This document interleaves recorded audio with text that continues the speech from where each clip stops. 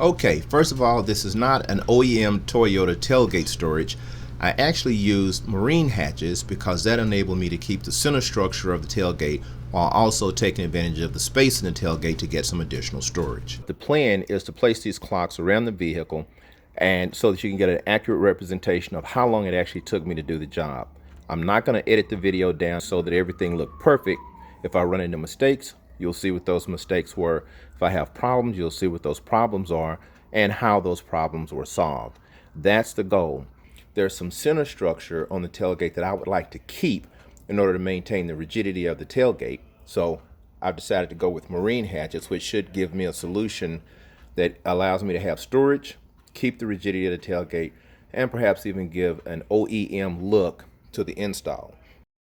Of course, the first step is to take a vinyl panel removal tool and remove the friction clips that hold the carpet down. These are from a company called DPI Marine.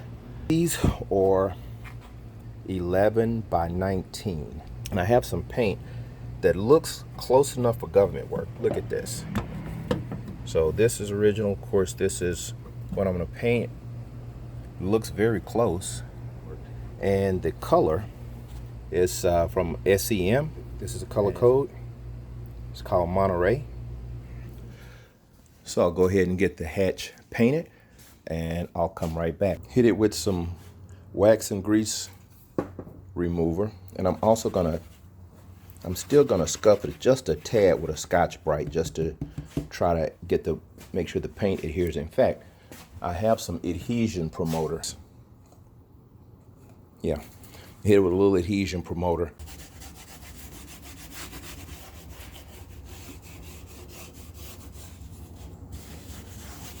I should probably put a clock on this so we can see how long this process is going to take. Okay, put about 2 or 3 minutes on it because all I've done literally is rubbed it with the Scotch-Brite. Took a minute or two, and now I'm wiping it. Let's wipe that off.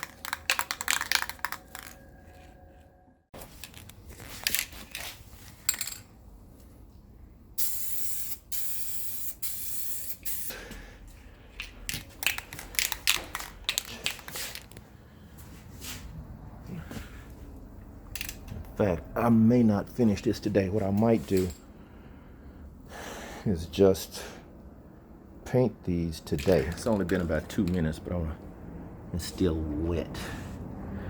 I'm gonna go ahead and put another one on here. That's what I'm gonna do. While this is drying, I'm gonna mask off the hinge and prep the other, scuff it, wax remover, adhesion promoter. By the time I do that, I'll come back and put another coat on the bottom. Put a coat on the bottom of the second one, turn this one over, finish it off.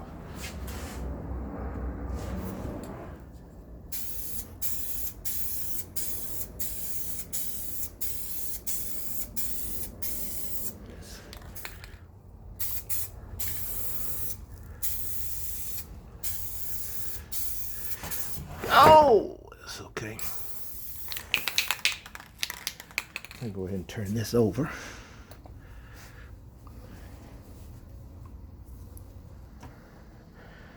I actually need to move the truck. It was a little bit too close for this overspray, but I think this is coming out pretty good. First layer on the outside is very thin, and of course you can see the black through it, so I'm going to go in about 3 coats. So one very, very light coat, and it dries pretty quick. So two very light coats. Then I'll go in with a medium coat, and I'm gonna call it a day.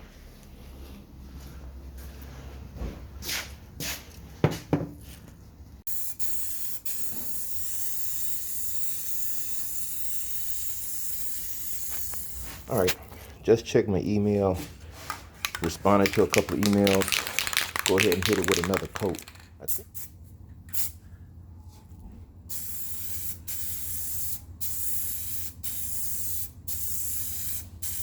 I just laid those down and hit them with a final coat of paint. This is where we are on time. And now I'm going to go ahead and mark this off. I still think I'm going to do this tomorrow, and I'll just reset the clock at however long it took for me to do what I did today, and then I'll just start at that time tomorrow. I think I'm going to call it a day right now, though. By the way, I really like this Milwaukee light. This thing is pretty cool. Okay, I'm going to call it a day. Hour and 20 minutes. And that was to prep those, paint those, mark up where I need to cut, and then I'll do my cuts tomorrow. I'm going to go back to where I was yesterday. So yesterday I painted these and just did a few markings here just to try to get the space marked off. Took about an hour and 20 minutes. So what I'm going to do is start the clocks at about an hour and 20. Let's set it here. So once the hole is cut out, the next thing to do is to set the hatch in and then mark the drill holes. But I want to make sure two things. I want to make sure that I'm not drilling into an area that compromises where the carpet is laid. So these are holes for the carpet, so I want to make sure I don't interfere with those. And I also want to make sure that I'm drilling into a flat surface. I don't want to have the hole laid right on the edge here where I have to sort of drill on that, and of course that would be a bit of a problem. So I want to make sure it's on something flat. Because of that, I may need to adjust where this is actually sitting, and it looks like I am, because when I look right through this hole, it is literally right on this lip, literally right on it. So that one won't work. The rest of them look pretty good. So I'm gonna go ahead and move that and adjust that now just a little bit. Okay, I think that's gonna do it. In fact, now that I've done this, this is probably the better way to do it. Just put the, as opposed to trying to mark with the template, just put the hatch down where you want it, take a marker, mark around it, and then cut that out. I think that's the best way, because then you can ensure that the holes for your fasteners don't interfere with your carpet holes, and you can also ensure that it's on a flat surface when you drill down, when you drill the hole for your fasteners. So anyway, that's what I would do. If I had to do it different, it'll save you a little bit of time. Do a measurement now just to make sure that it's straight.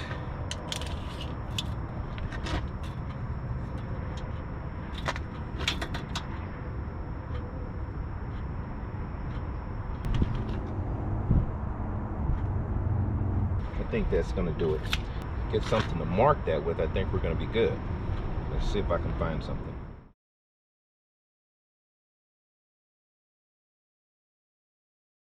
I don't know if that's working quite right.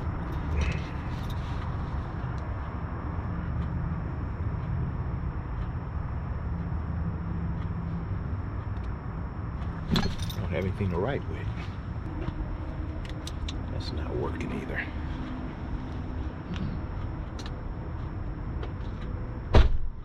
That's what happens when you...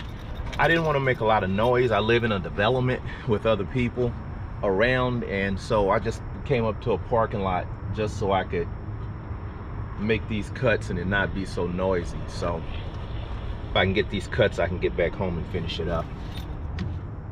Yeah, so let's do that.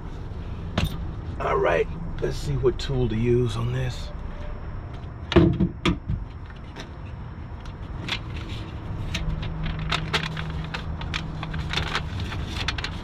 Very close. I really do need something to mark this with.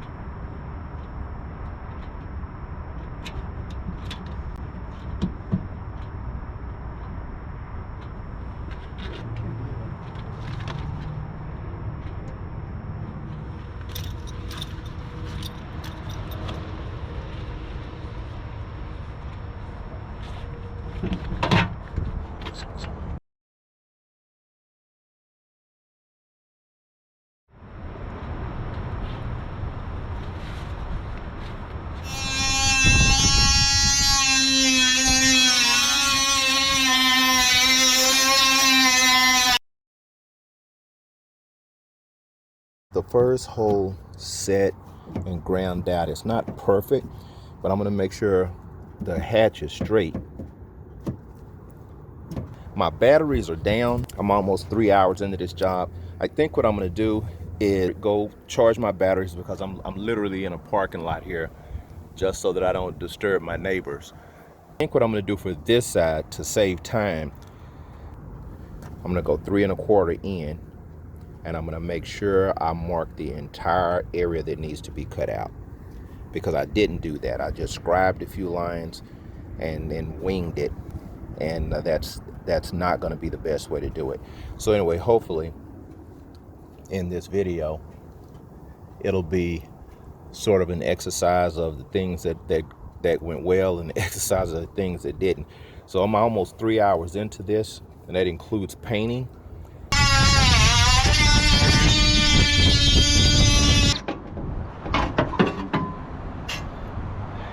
This thing with a full battery, I think this dial makes us do this like butter. Wow. Let's see what we have here.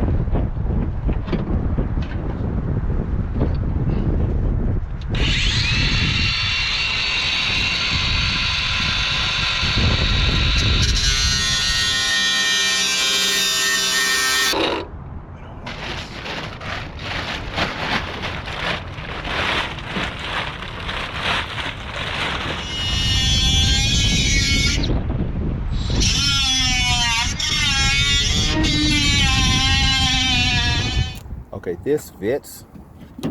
The problem is that when I cut this, I thought, yeah, I'm gonna go ahead and just cut this out square, because you can't see it. And so, you know, why bother to make that little curve as the template shows? And the reason I should definitely have that curve in there is because with the square, the holes go right at the edge of that square. So you definitely want to follow the template. Don't do what I just did and make this curve on the bottom there. Like this will be fine, this will be fine, because it's right on one of those ridges right here. So that's fine. The problem is going to be these corners. It's about, I don't know, 3 hours and 35 minutes into this little project. So, and I need to charge the batteries anyway. Actually, this works very well. With the full charge, it actually cuts through this like butter. So the jigsaw does a great job. This also does a great job. This is great for some precise cuts, and if you need to cut a little bit off, I need to cut about 1/8 of an inch off. This took it right off. And it's also reversible, so I don't throw shards of metal into the truck. But these do a great job. I think this might be the key. It doesn't cut too deep. It doesn't cut as deep as the jigsaw, so less chance of hitting your latch mechanism here. You don't want to gouge that. I think I hit it once with this angle grinder right in this corner. Back and just get these on this side, clean this up, spray it with a little paint just to keep that from rusting, spray this with a little paint to keep it from rusting, then see what I can do with this corner, because I did mess up this corner. I did try and put a little bit of a curve on, a little bit of a curve here and a curve here, so I should be fine. This one I just cut straight out, and I should not have done that. So now I had to figure out how to get the connected to the lift gate, but I think that's going to be the least of the problem. So the bigger thing that I wanted to share is what the measurements were if you wind up with this type of hatch. So about 2.5 inches in,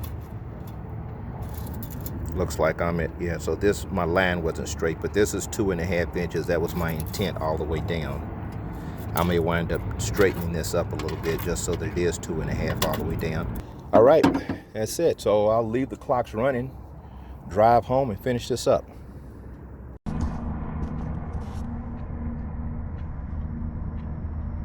Okay, this is that structure in the center of the tailgate that I wanted to leave, that I did not want to cut out. Anyway, I'm gonna clean this up a little bit to try to give myself some reference. I measured from here to here, took a Phillips screwdriver and marked it from here to here 12 3/4, and marked it from here to here 12 3/4, and marked it. Then I took this little 3.5 inch cutoff wheel and just scribed it. This is 3 1/4. Same thing, scribe. From here to here is 2.5. Scribed. And this is 19 7/8, which is this guy.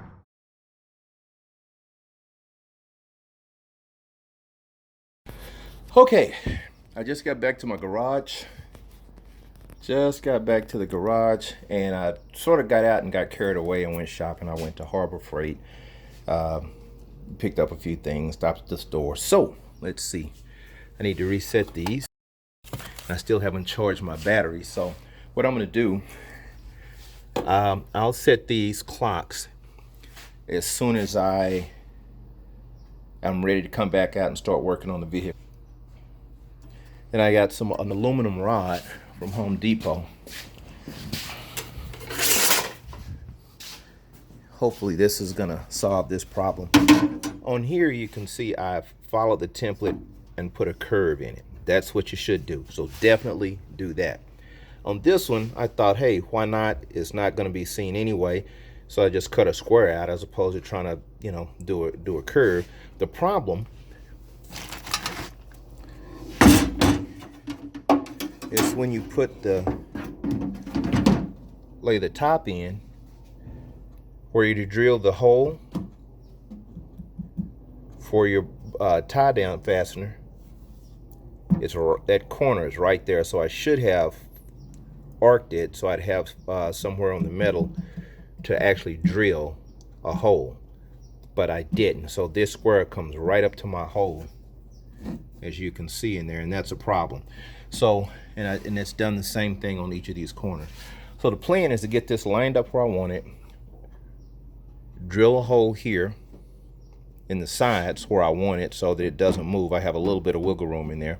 Plan on cutting it off just a little, drill a hole in it, and have it come right across here, and my bolt will come right down into it, and that's what will hold this on. Home Depot, number 1024, 3/4 inch. Anyway, so that's the plan. I'm gonna go ahead and charge these batteries. When they're charged and ready to go, I'll come back, set the clock. What I'm gonna do now is use an angle grinder to file away the sharp edges, just so that it doesn't cut your hand.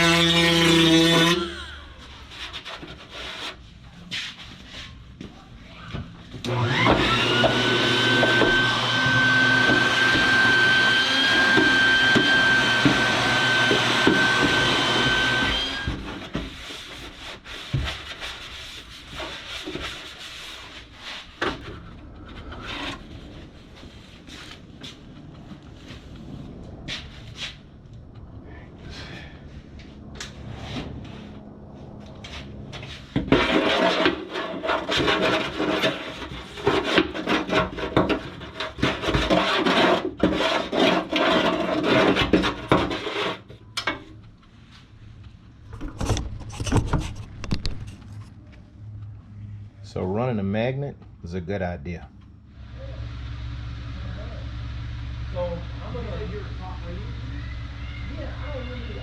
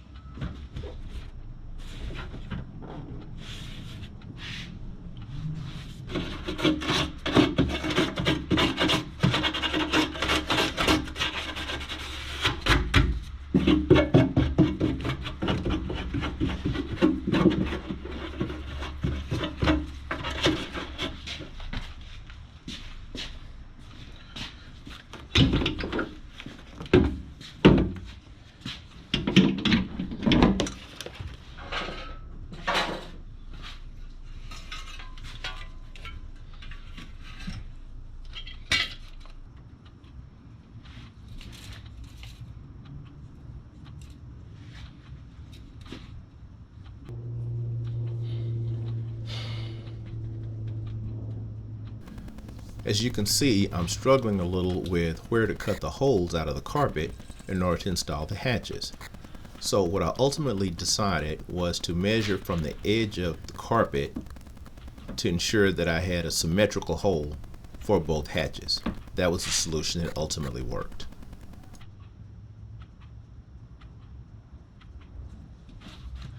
Plan is to cut this out a little bit smaller. I don't want to cut it too big, so I'm going to cut it out just a little bit smaller and then make adjustments if need be. All right. There we go.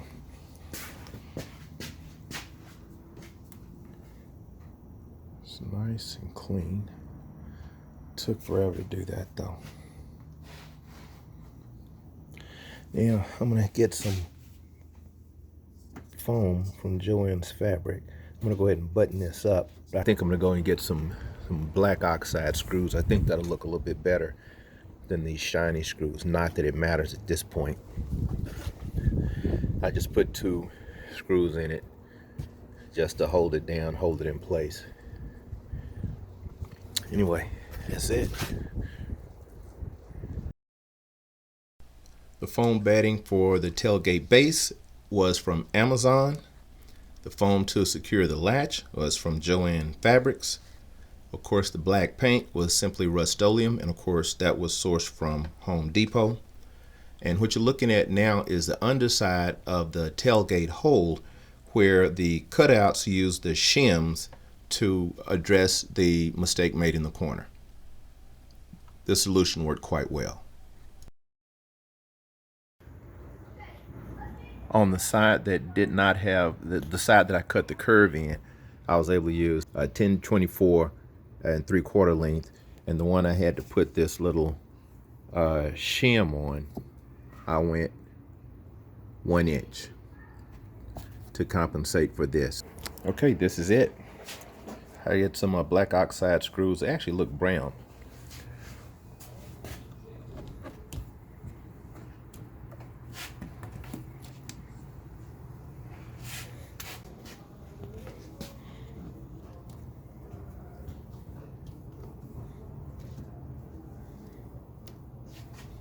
A couple of hammocks, trail maps, a little bit of rope.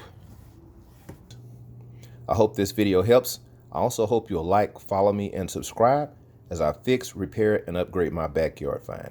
I'll see you in the next video, which one of them is going to be installing this 12,000-pound Badland Apex winch with a hidden winch mount behind the bumper.